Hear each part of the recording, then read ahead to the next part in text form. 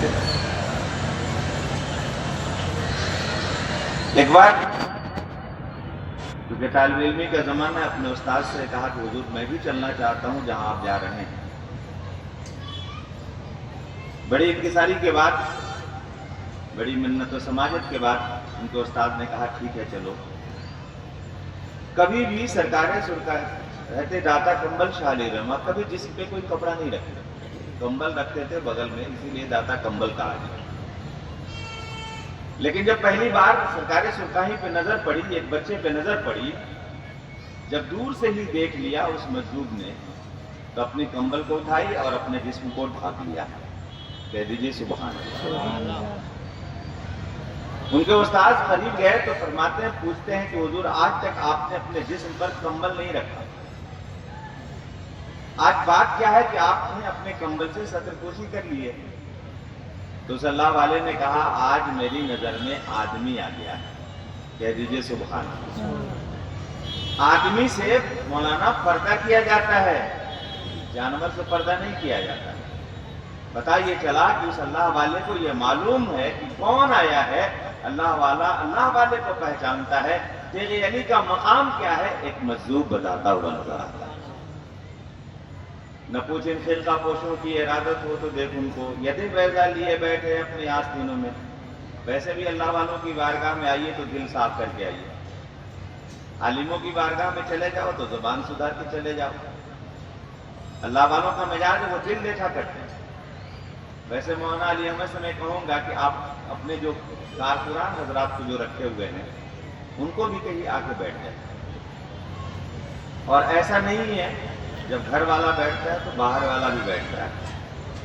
اور ہم لوگوں کا ایک مزاج بھی بن گیا ہے کہ ہم لوگ جلسہ سننے نہیں جلسہ دیکھنے آتے ہیں۔ تو جو لوگ دیکھنے آئے ہیں ان کا کام ہے دیکھ کے باہر سے چلے جائیں گے۔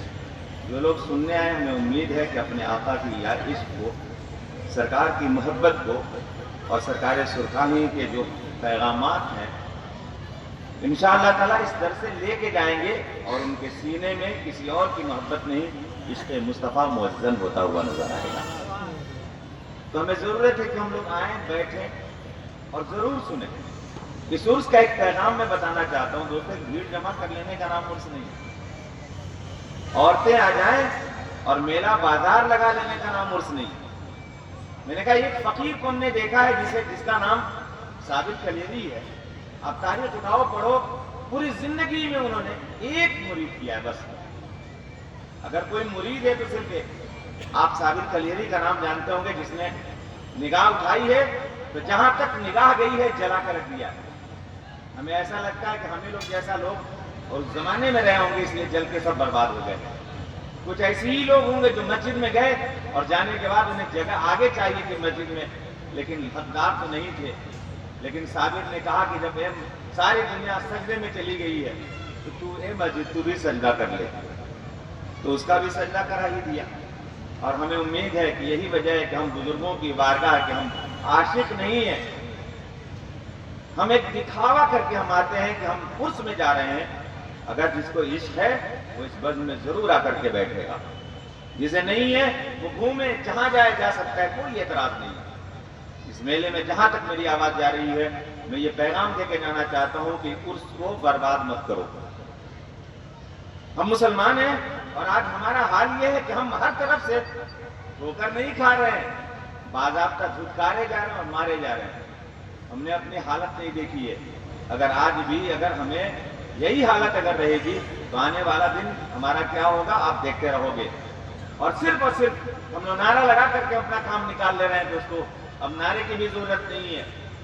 اب آؤ عالموں کی بارگاہ میں آ کر کے علم سیکھو اور سیکھ کر کے اپنے بچوں کو تعلیم دے دو کہ آنے والی نسلیں بھی تمہاری روشن اور تابناک ہو جائیں، کہ کل انہیں معلوم ہو جائے کہ آنے والا جو کل اندھیرا ہے اس میں ہم اگر ہم اس اندھیرے میں ہم جائیں تو پھر ہم اس میں دیا کیسے جلائیں، روشنی کیسے پیدا کریں، اور اس نور سے صرف یہی نہیں ہم اپنا پیغام نہیں بلکہ اپنے آقا کا پیغام بھی پھیلاتے چلے جائیں۔ ہمیں اس کی ضرورت نہیں ہے۔ آپ یہ سمجھتے ہو 10 آدمی بیٹھے گا یہ مجمع کامیاب ہے۔ ہمارے پاس اگر کھا دے جو گلر کا درخت پکڑ کر کے اور 12 سال تک کھڑے ہو کر کے جہاں تک نظر گئی ہے جلا کے رکھ دیا گیا۔ ایک قاری قرآن اٹھتا ہے، کہہ دو سبحان اللہ۔ کون اٹھا؟ کوئی تاجدار، کوئی بادشاہ، کوئی مالدار نہیں، کہ قرآن کی تلاوت کرنے والا اٹھا، کہا حضور میں آپ کے صابر کو بیٹھا سکتا ہوں۔ کہا سن، تو اگر بیٹھا سکتا ہے تو تو میری دعائیں لے اور جا، لیکن اتنی بات یاد رکھنا، آگے سے مت جانا، پیچھے سے جانا، کہیں اگر نظر پڑ گئی تو یہ خیریت نہیں ہے۔ کہا حضور آپ اس کی فکر مت کیجیے۔ اور وہ قاری قرآن دھیرے دھیرے قدموں کو بڑھاتے ہوئے جب صابر کی بارگاہ میں پہنچا ہے، ایک طرف وہ گلر کے درخت کو پکڑ کے کھڑے ہیں اور پیچھے سے قرآن کی تلاوت شروع کر دی ہے، کہہ دو سبحان اللہ۔ میں نے کہا کہ جہاں قرآن کی تلاوت ہو، پرندے اپنی سانسوں کو روک کے سنتے ہیں، اور دوستو ہم آدمی ایسے ہیں کہ قرآن کی تلاوت ہو، رسول کا ذکر ہو، اللہ تعالیٰ کا ذکر ہو، اور ہم مسلمان ایسے ہی میلہ گھومتے نظر آتے ہیں۔ اب آپ سوچو کہ ہم کہاں چلے آئے ہیں؟ وہ اندھیرا ہی بلا تھا کہ قدم راہ پہ تھے، روشنی لائی ہے منزل سے بہت دور تجھے۔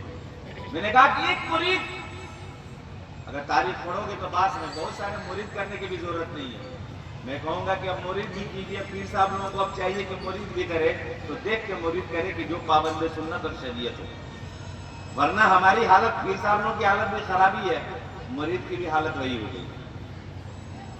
میں نے کہا دوستوں وہ قرآن کی جب تلاوت شروع کی تو صابر گلیلی نے گلر کا پھل اٹھا کر کے ان کے پیچھے کی طرف کیا اور کہا کہ پڑھتے جاؤ پڑھتے جاؤ۔ گویا کہ قرآن سن سن کر طبیعت کے اندر جو جلال رکھا تھا، اس قرآن کی تلاوت نے ان کے جلال کو کم کر دیا اور مجبور کر دیا کہ حضور اور بھی تلاوتیں ہوں گی، لیکن ضرورت ہے کہ آپ اب زمین پہ بیٹھ جائیں۔ جیسی صابر بیٹھتے ہیں جلال کم ہوتا ہے اور پھر فیضان صابر کلیری ہمیشہ کے لیے رواں دواں شروع ہوتا ہے۔ تاریخ پڑھو گے تو بعض میں یہاں قرآن کی تلاوت ہو اور ہم بھاگ رہے ہیں۔ میں نے کہا قرآن کی تلاوت سے بھاگتا کون ہے؟